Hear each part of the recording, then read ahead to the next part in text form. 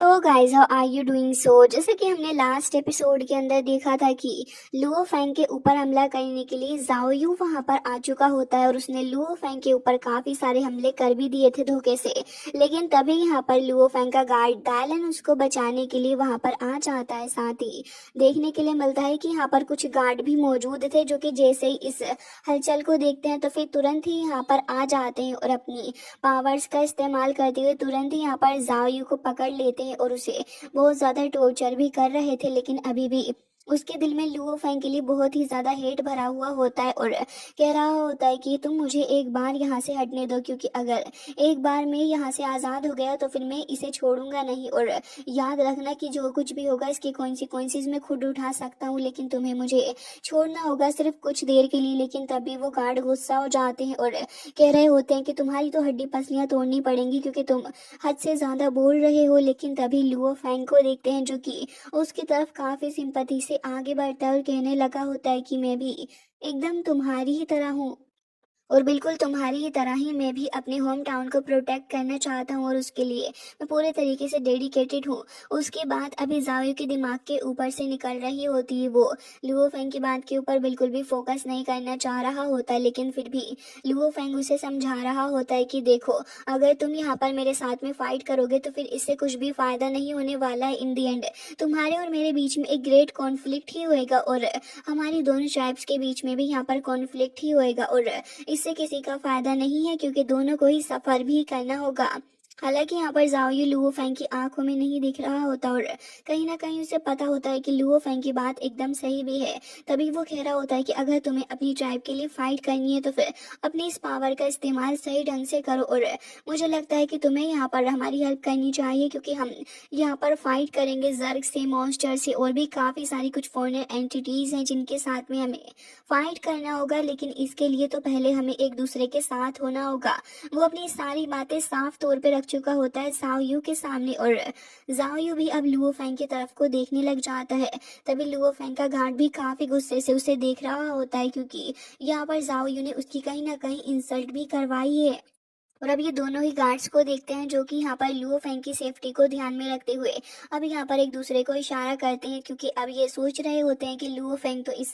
लड़के जाओई को खत्म करने की बात को कह देगा और फिर उसे खत्म भी कर देंगे। लेकिन लुओ फैंग यहाँ पर ऐसा कुछ भी नहीं करता और कह रहा होता है कि मैं तुम्हें खत्म करने के लिए नहीं आया हूँ, तुम अपना ध्यान रखना। ये सुनने के बाद एकदम से ही जाओयू की आंखों के अंदर हमें एक शेम और रिग्रेट दोनों ही देखने के लिए मिलता है उसके एक्शंस के लिए। लेकिन अभी हमें देखने के लिए मिलता है कि लुओ फेंग जैसे ही अपनी बात को कह देता है तो फिर दोनों ही उसके ऑर्डर को मान लेते हैं और कह रहे होते हैं कि इस मैटर को तो हम बहुत ही ज्यादा अच्छे और सख्ती के तौर पे लेंगे। और ये कहकर तुरंत ही जाओ यू को वहां से लेकर चले जाते हैं, जबकि लुओ फेंग काफी ज्यादा सोच में पड़ा हुआ था। गार्ड भी लुओ फेंग के सामने खड़े होकर कह रहा होता है कि दाइलान आपसे माफी चाहता है कि मेरी वजह से यहाँ पर आपके साथ में इतना सब कुछ हो गया। बट लुओ फेंग उसे उठाता है और एज ऑलवेज वो अपने पार्टनर की तरह उसे ट्रीट करते हुए कह रहा होता है कि ऐसी कोई भी बात नहीं है। अब मैं यहाँ पर इस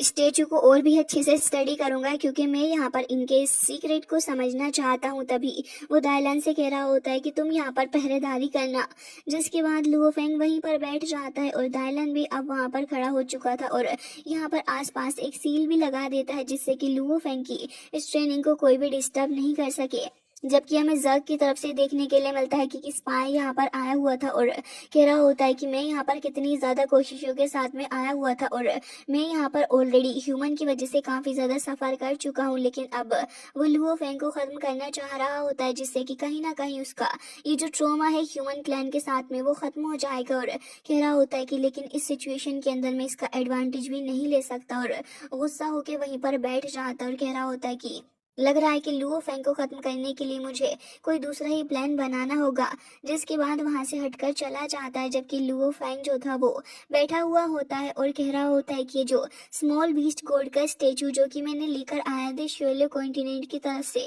वो एक बीस्ट गॉड है जो कि बहुत ही ज्यादा स्ट्रॉन्गेस्ट अपने टाइम में रहा होगा और वो एक ओरिजिनल वर्जन रहा होगा। जबकि यहाँ पर मैं जो स्केलेटन देख रहा हूँ वो प्रोबेबली एक लो लेवल का रेप्लिका हो सकता है जो कि किसी सुप्रीम बीइंग ने बनाया होगा। लुओ फेंग इसे और भी ज्यादा एनालाइज करने लग जाता है और अपनी पावर का यूज करते हुए कह रहा होता है कि ये यहाँ पर लॉ ऑफ यूनिवर्स के द्वारा भी सप्रेस नहीं किया जा रहा है। मुझे इसके ऊपर लगे उस टेक्सचर के बारे में जानना होगा, तभी यहाँ पर इस लार्ज स्टेचू के बारे में मैं समझ पाऊंगा। लुओ फेंग यहाँ पर अपने पर्स का इस्तेमाल करते हुए इसके टेक्सचर को एनालाइज करने की कोशिश करता है, तो फिर लुओ फेंग को देखने के लिए मिलता है कि यहाँ पर इसकी बॉडी जो है इस पे कर्व्ड हुए पड़े हैं कुछ 90,000 से भी ज्यादा कुछ लाइंस जो कि यहाँ पर इंडिकेट कर रही हैं इसके काफी ज्यादा कॉम्प्लिकेटेडनेस को, जबकि लुओ फेंग कह रहा होता है कि ये काफी ज्यादा अलग भी है। फिर लुओ फेंग कह रहा होता है कि वाकई में इस स्टेचू की जो मिस्ट्री है वो बहुत ही ज्यादा अलग है। डेफिनेटली वो यहाँ पर एक बहुत ही ज्यादा मिस्टीरियस चीज है जिसे लुओ फेंग अभी के लिए तो पूरे तरीके से कभी भी नहीं समझ पाएगा, जबकि लुओ फेंग और गोल्डन हॉर्न बीस्ट यहाँ पर फिर से यहाँ पर इसके पैटर्न को कार्व करने के लिए लगे हुए थे, जिससे कि यहाँ पर लुओ फेंग इसकी मिस्ट्री को और भी ज्यादा समझ पाएगा। लेकिन यहाँ पर लुओ फेंग इसे जैसे जैसे गोल्डन हॉर्न बीस्ट के थ्रू कोशिश करवाता वैसे ये प्रोसेस और भी ज्यादा मुश्किल हो रही थी। यहाँ पर गोल्डन हॉर्न बीस्ट को बहुत ज्यादा प्रेशर भी फील हो रहा होता है, लेकिन फिर भी वो यहाँ पर कोशिश करे जा रहा होता है और लगातार कार्विंग्स के बाद हमें देखने के लिए मिलता है कि फाइनली जाकर जैसे ये पैटर्न कुछ कुछ एक्यूरेट होता है, तभी हमें एक स्ट्रॉन्ग सेंस ऑफ फ्लक्चुएशन देखने के लिए मिलती है जो कि सारी लो से कनेक्टेड थी। फिर ये देखने के बाद लुओ फेंग कह रहा होता है कि ये तो यूशन के द्वारा दिए गए इस आर्टिस्टिक कॉन्सेप्शन के अंदर सबकॉन्शियसली यहाँ पर इंटेरोगेट कर रहा है, जबकि हमें मोशा क्लैन की वो बॉडी भी देखने के लिए मिलती है। गोल्डन हॉर्न बीस्ट तो यहाँ पर काफी ज्यादा थक चुका होता है क्योंकि वो कंटिन्यूसली यहाँ पर कार्विंग को करे जा रहा होता है और यहाँ पर वो बहुत ही ज्यादा थकते हुए भी लगातार इन कार्विंग्स को बनाने की कोशिश करे जा रहा था। बट हमें देखने के लिए मिलता है कि फाइनली वो जाकर वहीं पर रुक जाता है। बट इस बार यहाँ पर ही काफी हद तक इसको कॉपी कर पाया था। इवन बबाता भी इसे देखकर काफी ज्यादा खुश हो रही होती है, जबकि यहाँ पर लुओ फेंग कह रहा होता है कि मुझे ऐसा लग रहा है कि फाइनली जाकर हमने थोड़ा सा यहाँ पर ओरिजिनल लॉ ऑफ यूनिवर्स को हिट कर दिया है, जिससे कि अब हमें कुछ फ्लक्चुएशंस भी देखने के लिए मिल रही हैं। लेकिन गोल्डन हॉर्न बीस्ट अभी थोड़ा सा रेस्ट करने के बाद एक बार फिर से यहाँ पर जैसे हिट करता है तो हमें देखने के लिए मिलता है कि बहुत ज्यादा प्रेशर रिलीज होता है। बबाता तो एकदम उड़ी ही जा रही थी, बट फिर फाइनली जाकर देखती है तो फिर कह रही होती है कि देखो लुओ फेंग, हमने यहाँ पर जैसे ही अपने बीस्ट कोड के आर्टिस्टिक कंसेप्शन को गोल्डन हॉर्न बीस्ट के साथ में यहाँ पर इंटेरोगेट किया है, तभी यहाँ पर फाइनली जाकर ये सक्सेसफुल हो पाया है। और कह रही होती है कि इसकी पावर भी टेरेबली यहाँ पर इंक्रीज होती जा रही है। ये मेथड वाकई में है तो काफी ज्यादा खतरनाक, लेकिन लुओ फेंग और बबाता के लिए काफी ज्यादा अच्छा भी होने वाला था। लुओ फेंग कह रहा होता है कि लग रहा है कि अब जब ये हो चुका है तो फिर अब मुझे यहाँ पर इस 10,000 star soul control secret method को सीखना होगा, जिससे कि मैं यहाँ पर जर्ग मदर नेस्ट को कंट्रोल भी कर सकता हूँ। और लुओ फेंग अब इसके बारे में ही सोचने लग जाता है। बबाता कह रही होती है कि तुम्हें इसको कंट्रोल करने के लिए सबसे पहले तो रिफाइन करना होगा third level of 10,000 star soul control secret technique के 100 स्टार रियल्म को, उसके बाद ही तुम यहाँ पर आगे जा पाओगे। कह रही होती है कि वैसे तो नॉर्मली यहाँ पर ये जो प्रोसेस है वो मिलियंस ऑफ ईयर ले लेती है, जो कि एक सोर्ड मास्टर के लिए, एक स्पिरिचुअल पीक मास्टर बनने के लिए होता है। जबकि और वैसे भी जब से तुमने डीमन साउंड माउंटेन से अपनी इनहेरिटेंस को रिसीव किया है, तुम्हारी जो मेंटल एबिलिटी है वो फ्रीक्वेंसी रीच कर चुकी है 3200 को, जो कि एक बहुत ही ज्यादा बड़ा अमाउंट है। फिर कह रही होती है कि इससे पता ही प्रोसेस और भी ज्यादा फास्ट हो जाएगी। लुओ फेंग अभी भी प्रैक्टिस में लगा हुआ होता है, जबकि दायलान यहाँ पर खड़ा हुआ था प्रोटेक्ट करने के लिए। अब हमें दिखाया जाता है जर्ग का वही बंदा जो कि यहाँ पर 100 ईयर्स से खड़ा हुआ था और उसके सर के ऊपर एक चिड़िया का घोंसला भी आ चुका होता है। आम के पास भी यही हाल देखने के लिए मिलता है। फिर कह रहा होता है कि लग रहा है कि इसको किल करने का कोई चांस ही नहीं है, मुझे कोई दूसरा तरीका देखना होगा। फिर ये कहकर थक के वहीं पर बैठ जाता है, जबकि हमें दिखाया जाता है कि लुओ फेंग की जो बॉडी थी वो इवॉल्व कर रही होती है। और धीरे जैसे ही लुओ फेंग अपनी आईज ओपन करता है तो हमें पता चलता है कि लुओ फेंग ने यहाँ पर third level of 10,000 star soul control secret technique को यहाँ पर मास्टर कर लिया है, क्योंकि वो यहाँ पर 100 ईयर से प्रैक्टिस कर रहा था। और अब यहाँ पर उसकी रिकॉग्निशन होने वाली थी, क्योंकि अब उसका ब्रेक थ्रू की जो प्रोसेस है वो यहाँ पर कंप्लीट होगी। एंड रिकॉग्निशन को हासिल करने के बाद वो अर्थ पे जाएगा अपने फाइनल काम को रिजॉल्व करने के लिए, जिसके बाद हमें लुओ फेंग की ओरिजिनल बॉडी भी दिखाई जाती है, जिसके अंदर काफ़ी ज़्यादा इवॉल्वमेंट हो रही होती है। जैसे ही यहाँ पर लुओ फेंग की रिकॉग्नाइजेशन यहाँ पर होने लगी होती है, तो फिर लुओ फेंग जो था यहाँ पर फाइनली उसकी ह्यूमन बॉडी रीच कर चुकी होती है एक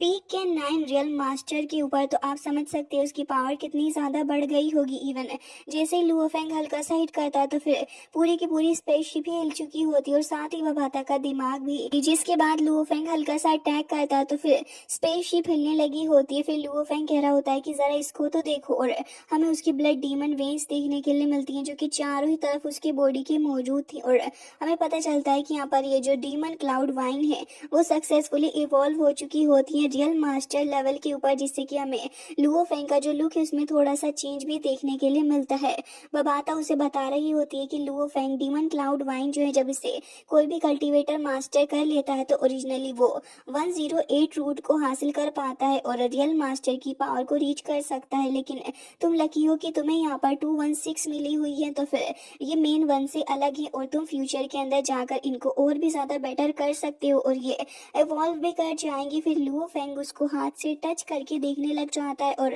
लुओ फेंग को एक्सपीरियंस काफ़ी ज़्यादा पसंद भी आता है, जहाँ पर लुओ फेंग उसको हौसला देते हुए कह रहा होता है कि तुम परेशान नहीं हो, क्योंकि आगे जाके तुम भी यहाँ पर इवॉल्व करोगी। और उसे सहारा देते हुए कह रहा होता है कि डेफिनेटली यहाँ पर मैं तुम्हारी हेल्प करूँगा तुम्हें एक इमोर्टल गॉड बनाने के लिए भी। जिसके बाद यहाँ लुओ फेंग उसे काफ़ी प्यार से भी देखने लग जाता है। करने के बाद लुओ फेंग कह रहा होता है कि नेक्स्ट बारी अब अपने गोल्डन हॉर्न बीस्ट की ओर कह रहा होता है कि मैं पिछले 100 सालों से यहाँ पर इस श्वेलू क्रिस्टल का यूज नहीं कर पाया हूँ, लेकिन अब वक्त आ चुका। और ये कहकर तुरंत ही उस क्रिस्टल को निकाल लेता है और हमें दिखाया जाता है कि लुओ फेंग काफी ज्यादा उम्मीद के साथ में कहता है कि लग रहा है कि इस बार ही काम कर जाएगा। और फिर यहाँ पर गोल्डन हॉर्न बीस्ट उसे तुरंत ही अपनी बॉडी के अंदर एब्जॉर्व कर लेता है। लेकिन जैसे ही वो क्रिस्टल उसकी बॉडी के अंदर जाता है तो हमें देखने के लिए मिलता है कि एक सडन इवॉल्वमेंट उसकी बॉडी के अंदर होने वाली ही थी। और जैसे ही वो स्टार्ट होती है तो यहाँ पर अपने गोल्डन हॉर्न बीस्ट और लुओ फेंग को बहुत ही ज़्यादा दर्द सहन करना पड़ता है। सडनली